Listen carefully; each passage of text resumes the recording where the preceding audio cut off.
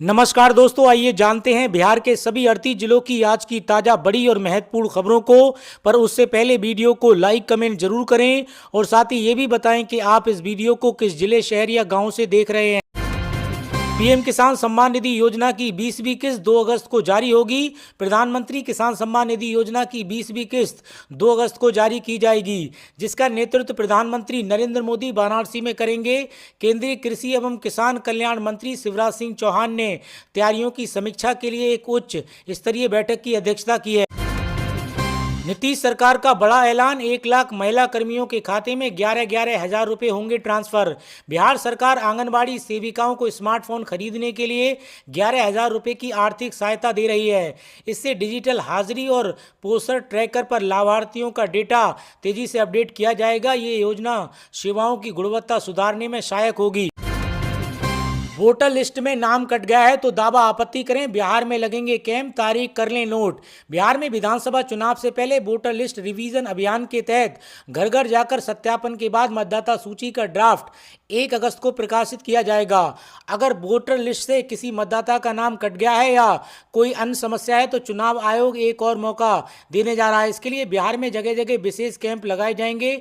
इन कैंपों में जाकर मतदाता पुनरीक्षण के जुड़े दावे और आपत्ति दर्ज करा सकते हैं। चुनाव आयोग की ओर से दावा और आपत्ति के निपटारे के लिए 2 अगस्त से 1 सितंबर 2025 तक अवधि तय की गई है। बिहार के मुख्य निर्वाचन पदाधिकारी के कार्यालय से जारी आदेश के अनुसार आम मतदाता वोटर लिस्ट रिवीजन से जुड़े अपने दावे या आपत्तियों को इस अवधि के दौरान विशेष कैंप में दाखिल करा सकते हैं। आयोग ने यह सुनिश्चित करने का फैसला लिया है कि वोटर लिस्ट रिवीजन के दौरान किसी भी पात्र मतदाता का सूची से नाम नहीं हटाया जाए।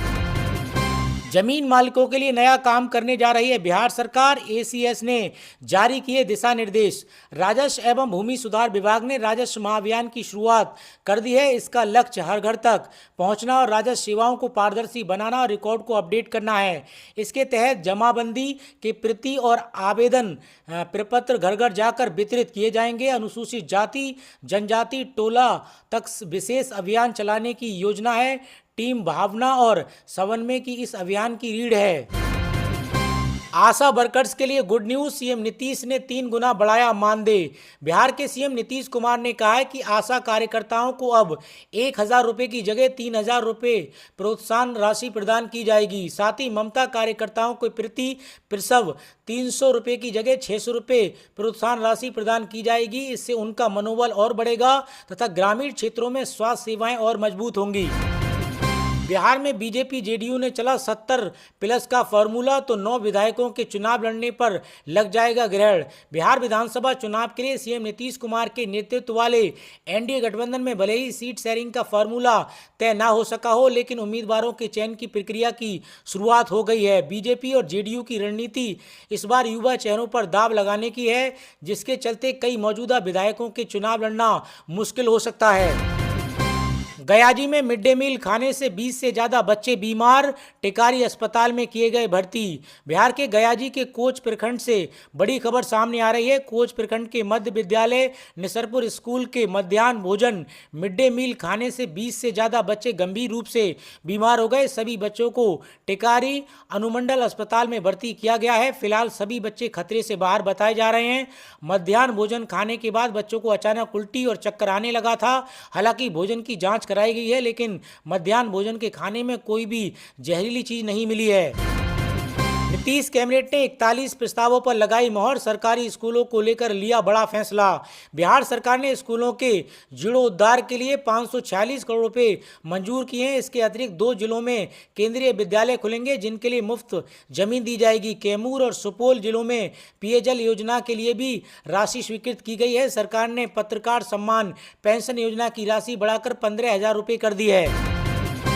सीएजी रिपोर्ट पर एक्शन में नीतीश कुमार। शिक्षा विभाग का एडवांस बंद, नगर विकास व पंचायती का अनुदान रुका। बिहार में नियंत्रक एवं महालेखा परीक्षक सीएजी की रिपोर्ट में 70,000 करोड़ रुपए से ज़्यादा का उपयोगिता प्रमाण पत्र यूसी लंबित होने के मामले में नीतीश सरकार एक्शन में आ गई है। बकाया उपयोगिता प्रमाण पत्र उपलब्ध कराने को लेकर शिक्षा, नगर विकास समेत अन्य विभागों पर कार्रवाई की गई है। नीतीश सरकार ने शिक्षा विभाग का आकस्मिक एडवांस फंड बंद कर दिया है, तो वहीं नगर विकास एवं आवास विभाग और पंचायती राज विभाग के विशेष अनुदान पर भी रोक लगा दी गई है।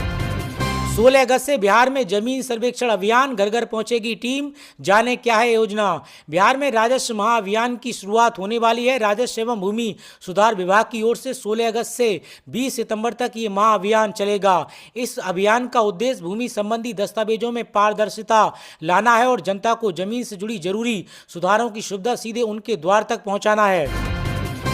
बिहार में 20 साल की लड़की से 63 साल के बुजुर्ग ने किया रेप, सीसीटीवी फुटेज में गंदा काम करते नजर आया हैवान। बिहार के मुजफ्फरपुर जिले में गायघाट प्रखंड के भुसरा चौक पर 2 दिन से रह रही गरीब 20 वर्षीय मानसिक दिव्यांग युवती का देर रात 65 साल के बुजुर्ग ने दुष्कर्म किया। युवती से दुष्कर्म करते बुजुर्ग का सीसीटीवी फुटेज पुलिस को मिला है। इसके बाद पुलिस ने आरोपित बुजुर्ग सकल पासवान को गिरफ्तार कर लिया है। वह हरियाणा में रहकर मजदूरी करता है। पिछले सप्ताह ही वह गाँव लौटा है। पुलिस ने SKMCH में युवती की मेडिकल की जांच कराई है।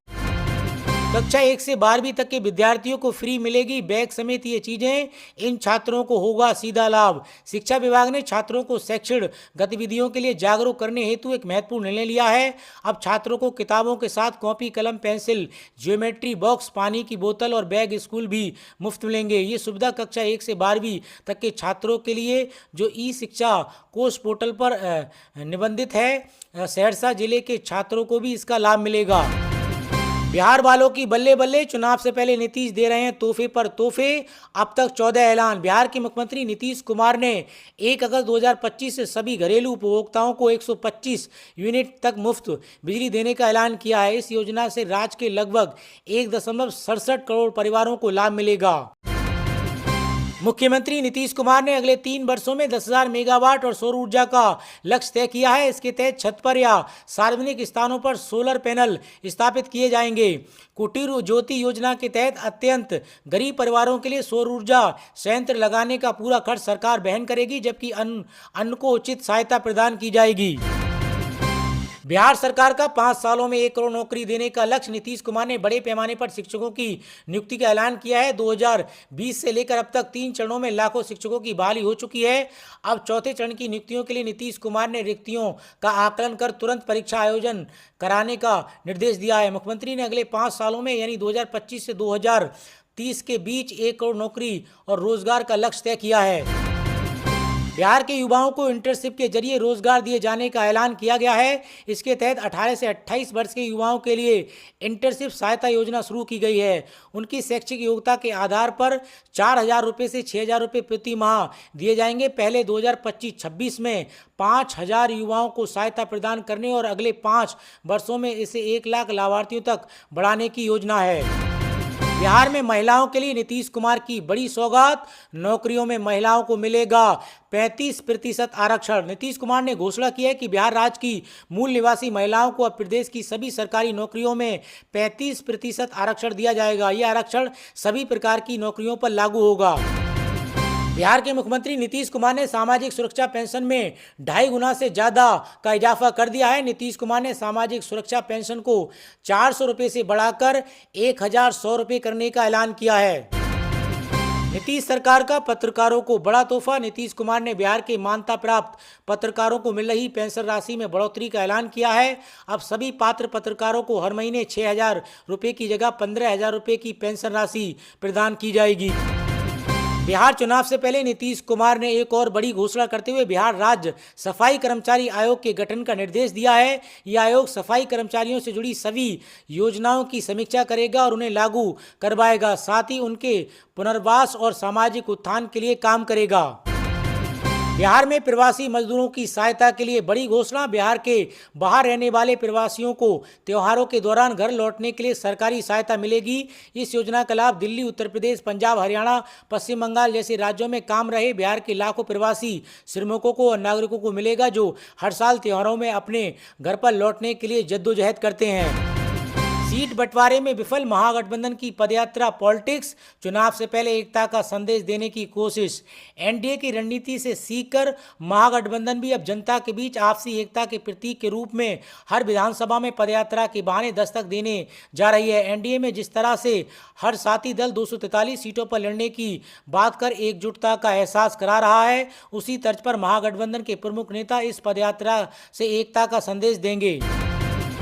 फिर से एनडीए सरकार, आरजेडी कार्यालय के पास लगे एनडीए के पोस्टर, गूंजा डबल इंजन का नारा। 4 पोस्टरों में विकास का दावा, चारों पोस्टर में प्रधानमंत्री नरेंद्र मोदी और नीतीश कुमार की संयुक्त तस्वीर लगाई गई है।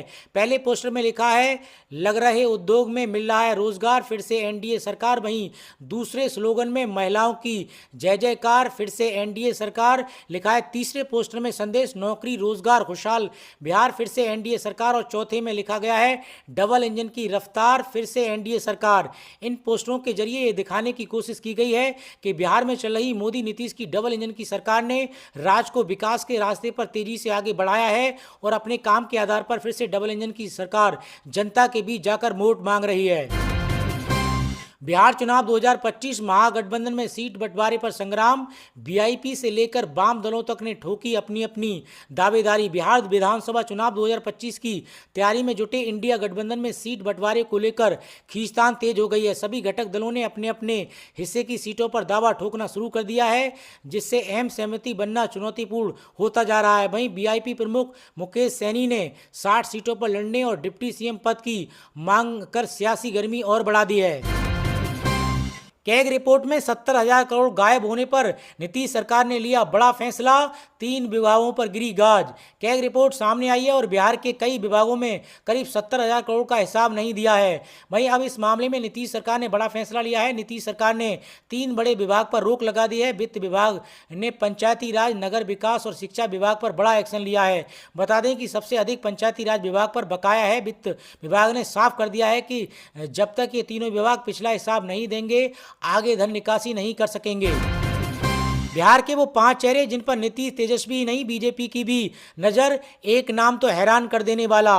बिहार में पार्टियों के गठबंधन और जातीय समीकरण कब क्या हो जाए ये कह पाना काफी मुश्किल है। साल 2020 में जिस तरह से वीआईपी पार्टी के अध्यक्ष मुकेश सैनी तेजस्वी यादव के साथ प्रेस कॉन्फ्रेंस से उठकर एनडीए खेमे में पहुंच गए थे, तो वहीं घटना इस बार बिहार में फिर से दोहराई जाए तो हैरानी नहीं होनी चाहिए, क्योंकि कमोबेश साल 2020 वाले हालात और सियासी समीकरण 2025 में भी नजर आ रहे हैं। ऐसे में बड़ा सवाल यह है कि क्या बिहार चुनाव 2025 में गठबंधन और सीट शेयरिंग की जटिलताएं नेताओं को नए रास्ते तलाशने के लिए मजबूर कर सकती हैं? क्या मुकेश सैनी, चिराग पासवान, उपेंद्र कुशवाहा, जीतन राम मांझी और कुछ हद तक पप्पू यादव जैसे नेता भी नए सियासी समीकरण को तलाश सकते हैं? जातीय वोट बैंक और वोट लिस्ट के बदलाव के साथ ये चुनाव बिहार की सत्ता की नई दिशा तय करेगा। बिहार में आज बिगड़ेगा मौसम, कई जिलों में तेज आंधी के साथ भारी बारिश की चेतावनी।